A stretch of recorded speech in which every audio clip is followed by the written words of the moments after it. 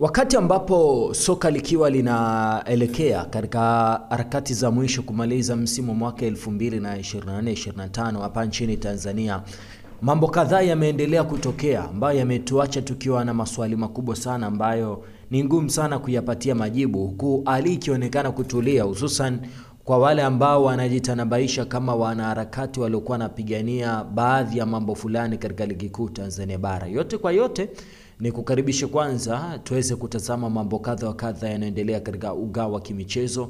Jina langu mimi nafahamika kama Almachus Boniface Kanyasi na najisikia vizuri pale ambapo mimi nayo tunakutana hapa lengo mahususi kwa ajili ya kuzungumza mambo mbalimbali yanaendelea katika uga wa kimichezo. Sasa kama ambavyo unavyojua kwamba mgogoro kati ya Yanga pamoja na bodi ya ligi kuu Tanzania bara tunaweza sema ni kama umefika tamati, kwani Young Africans sasa hivi wametulia sana na wanaonekana kuendeleza harakati zao nyingine, huku kurasa zao za mitandao ya kijamii zikiendelea kuchangamka. Kitu hiko kimekuwa ni vice versa ndani ya kikosi cha Simba Sports Club, kwani kuna mambo ambayo yanaendelea kule ambayo yanaonekana kutokuwa salama kabisa katika mpira wao. Harono ni nini ambacho kinawakuta, labda wanaweza wakawa wanapitia wakati mgumu sana, lakini kuna mabadiliko makubwa sana ndani ya kikosi cha Simba na ukimya wao kutozungumza juu ya dabi, kwa sababu kwenye baadhi ya maeneo ambayo nimepita na nimepata bahati ya kuzungumza na Murtaza Mangungu ambaye yeye anasema wao hawana sababu ya kuzungumza chochote kuelekea dabi, kwani aliyepanga mechi ipigwe Juni 15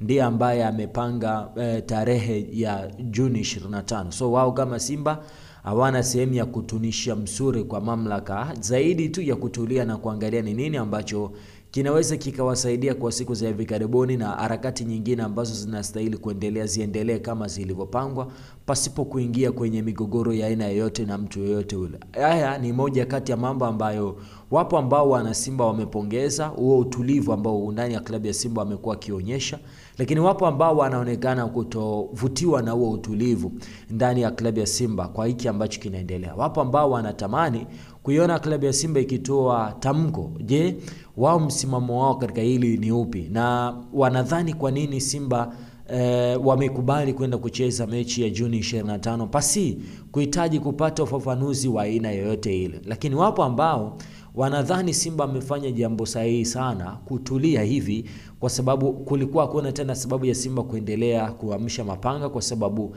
ikiwa Simba angeamsha mapanga katika hili tungerudi kwenye hatua zile za kuanza kusigana na kuvutana juu ya mambo yanayoendelea, kitu ambacho nadhani kisingekuwa kizuri sana katika mpira wetu na tungerudi kule pasipo kusuluhisha jambo lolote. So wapo ambao wamevutiwa na utulivu wa Simba kwa namna moja ama nyingine. Lakini mechi nyingine ambayo ilikuwa inafuata kwa upande wa Simba ilikuwa ni mechi dhidi ya kikosi cha Ken Gold, ambao mpaka sasa hivi Ken Gold wako kwenye hali mbaya sana kiuchumi, kwa sababu ni kana kwamba mara baada ya timu kushuka daraja, zile operations ambazo walikuwa wanazifanya wakati ligi inaanza zimebadilika kwa kiasi kikubwa sana, na kila mmoja anajaribu kuangalia ni kwa namna gani sasa anatoka ndani ya hiyo timu na msimu unaokuja anakuwa sehemu salama zaidi, kwa sababu mpaka sasa hivi ninavyozungumza nanyi tayari kikosi cha Ken Gold chenyewe kimeshashuka daraja, na mara baada ya kwenda kwenye international break baadhi ya wachezaji walipewa nafasi ya kwenda kupumzika, pamoja na head coach wa timu hiyo alipewa nafasi ya kwenda kupumzika. Sasa wakati wa kurejelea kambi, wachezaji wa Ken Gold wakawa wanashinikiza walipo kwanza stake zao ndo warejee kambi, lakini pia taarifa zinanieleza kwamba kulikuwa na mvutano fulani wa kujua je mechi yao dhidi ya klabu ya Simba ipigwe wapi. Kwa ule mvutano kani mkubwa zaidi, lakini pia inaambiwa kwamba baadhi ya wachezaji walikuwa wanatumiwa nauli dusko wapande mabasi usafiri wowote manake wakutane pale Tabora ili kuweza kupiga mechi dhidi ya klabu ya Simba. Lakini pili, zikawepo tetesi za kwamba yawezekana Ken Gold wakaipeleka mechi yao dhidi ya Simba kwenye uwanja wa KMC Complex kwa sababu ya baadhi ya masuala ya kiutawala kutoka vizuri. Mind you, Simba yeye anajiandaa kushinda mechi zake zote zilizosalia kwenye ligi kuu Tanzania bara ili aweze kubeba ubingwa huo. Lakini ndio wakati huu ambapo unaweza ona mpinzani wake akiwa kwenye hali ya kujipanga lakini hajafikia ule muktadha kusema sasa hii timu imesimama na inaweza ikapambana na kikosa Simba. So kwenye huo muktadha wa je, mechi itapigwa wapi? Itapigwa Dar es Salaam, itapigwa Tabora ama itapigwa wapi? So tukajiuliza maswali mengi sana kwa takriban siku kama 2-3, lakini kwa kila ambacho Simba wamekifanya usiku wa kuamkia leo kinatupa taswira ya kwamba sasa rasmi mechi itapigwa kwenye uwanja wa Ali Hassan Mwinyi pale Tabora, kwa sababu usiku wa kuamkia leo, asubuhi ya leo Simba wao wameanza safari ya kuelekea pale Tabora,